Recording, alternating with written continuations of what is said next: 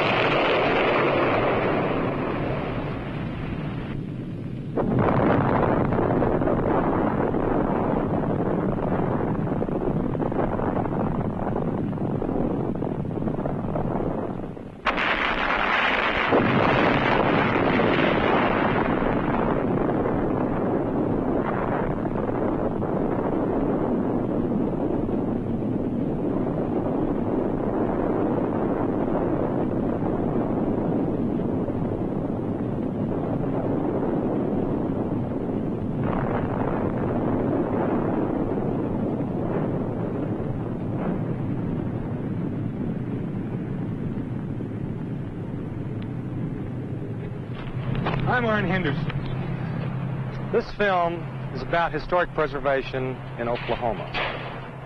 I'm in downtown Oklahoma City.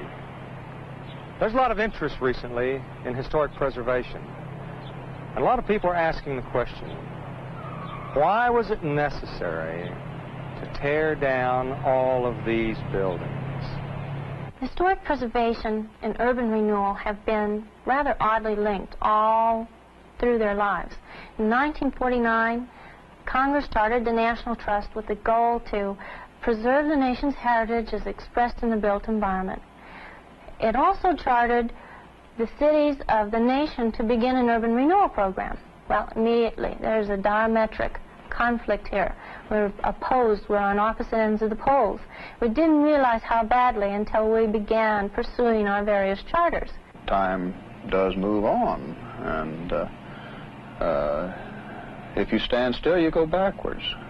We're undertaking in Oklahoma City the redevelopment of an entire new center core.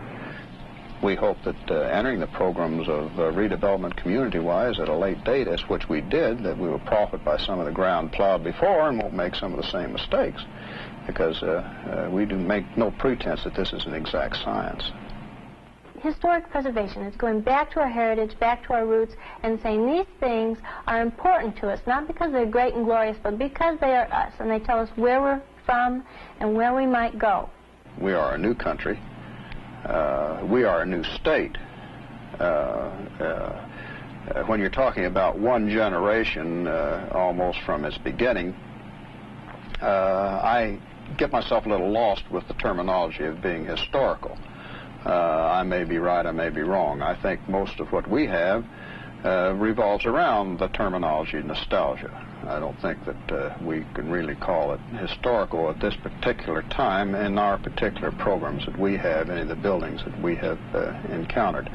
If you're going to create something with age and glory, then you have to give it a chance to age.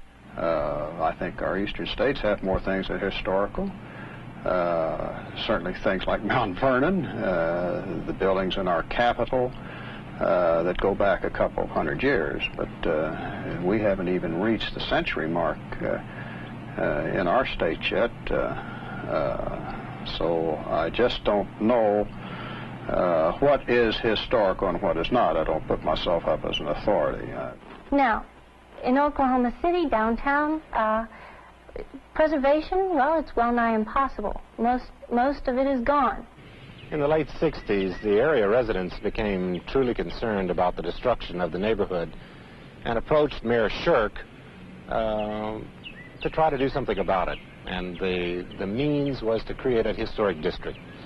And a critical part of this was the creation or the saving of the Overholser Mansion. Historic preservation is important in Oklahoma primarily because we have a unique heritage here and we need to preserve it.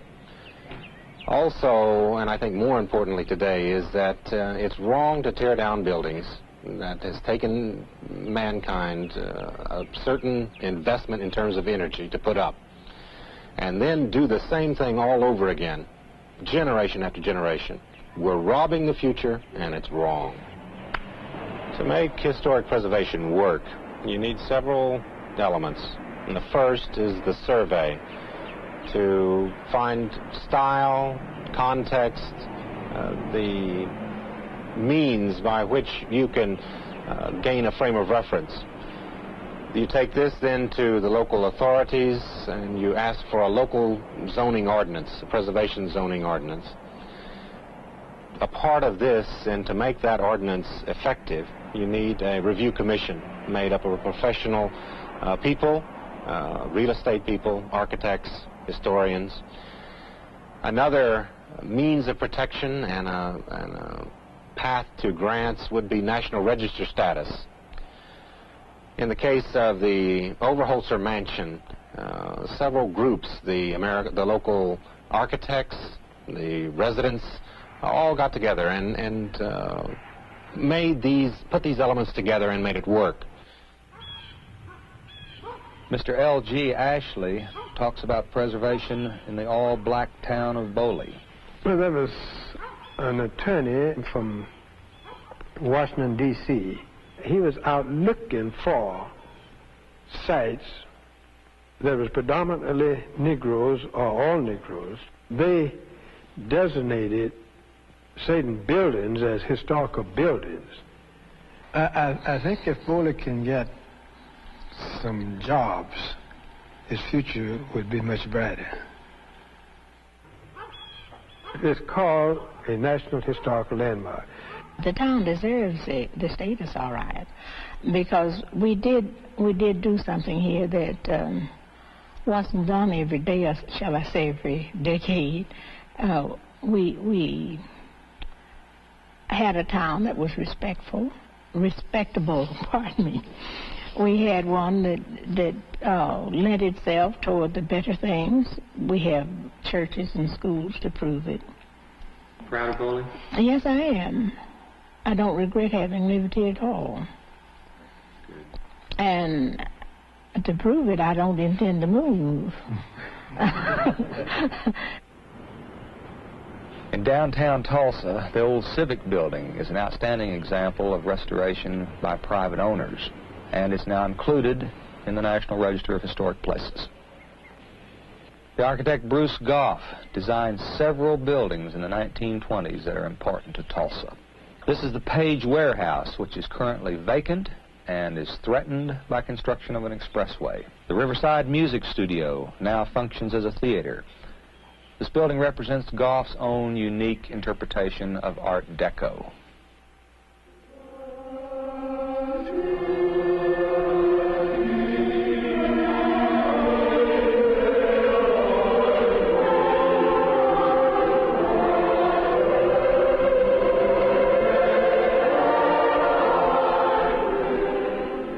Bruce Goff was instrumental in the design of the Boston Avenue Methodist Church, a landmark in Tulsa.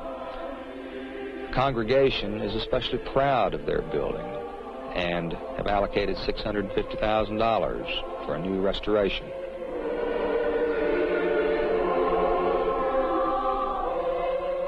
This building is important in still another way. About 12 years ago, they expanded the church with an addition which echoes the character of the original building.